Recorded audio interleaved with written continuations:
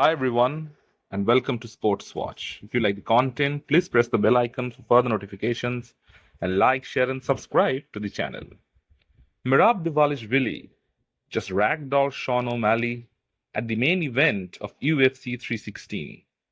It was a needless rematch anyway, and Merab just proved it. He beat O'Malley worse than he did in the first fight.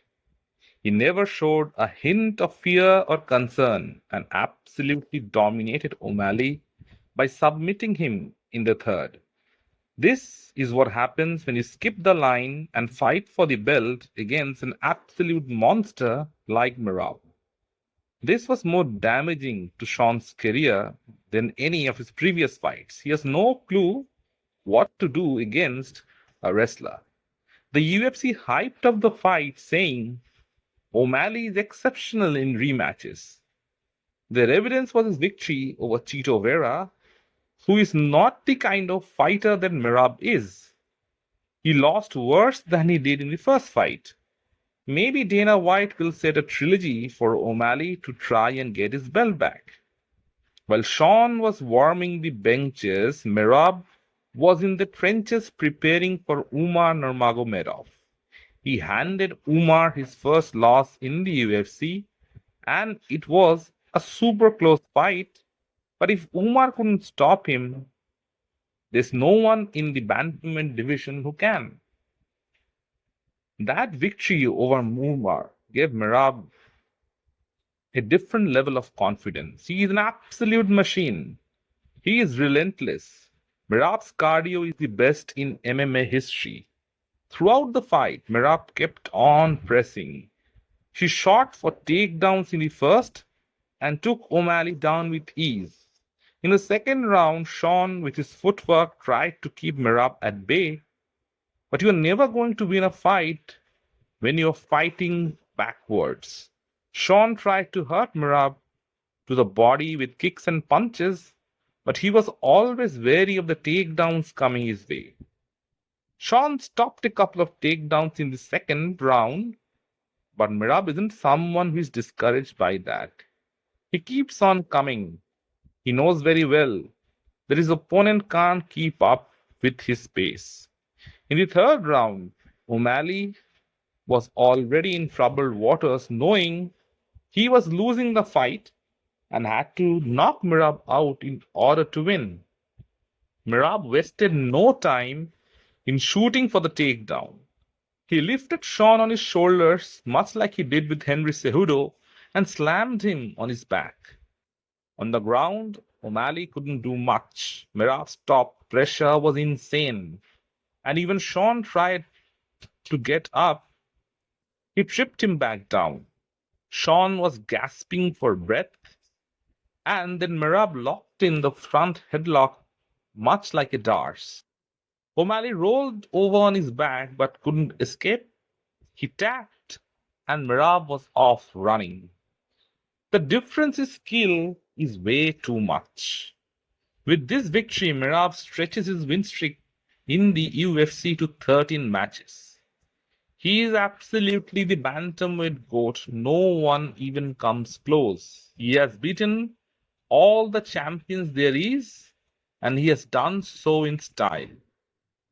He has no intentions of slowing down anytime soon. Merab looks like a pit bull who is charging at you all night long, and if you can't keep him off you, then you are doomed. Good luck to Corey Sandhagen, who is supposedly next in line to fight Merab. Another striker, another favorable matchup for Merab. Corey struggled with Umar, and it will be interesting to see if he has improved his wrestling. Otherwise, Merab will absolutely drown him. In the co-main event, Kayla Harrison submitted Julianna Pena to become the women's bantamweight champion. It was a foregone conclusion that Kayla was going to win. It was only a question of how and when. Julianna Pena is one of the worst champions in UFC history. She lacks skills and isn't particularly good anywhere. She was gifted a victory in her last match against Raquel Pennington, She believes in her own hype, and in every fight, she doesn't show any improvement. Kayla Harrison's greatest challenge in this fight was just to make weight. It's a struggle for her to make 135 pounds, but when the fight eventually took place, she took down Pena with ease. She submitted her by Kimura in the second round. With that victory, Kayla Harrison sets up the date with Amanda Nunes, the GOAT of women's MMA. For years, the fans have speculated what would happen if Nunes and Harrison fought. They were in different organizations then, but not anymore. Amanda Nunes was retired last year, but now she's back. And she has already declared that she is ready to fight the winner.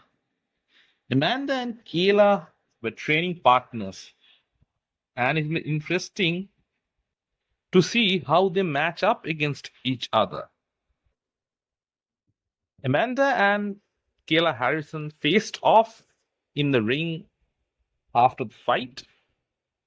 Amanda still looked bigger than Kayla, but Harrison is one of the first women that can actually take Amanda down and keep her there. Both are physical specimens.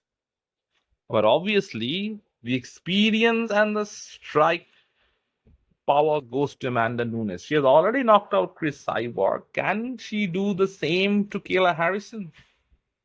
Or will Kayla Harrison defeat Amanda Nunes to set a legacy of her own? Another question lies as to how would Amanda Nunes look post her retirement. Only time will tell. Let me know in the comment section what you feel. And if you like the content, please like, share, and subscribe to the channel.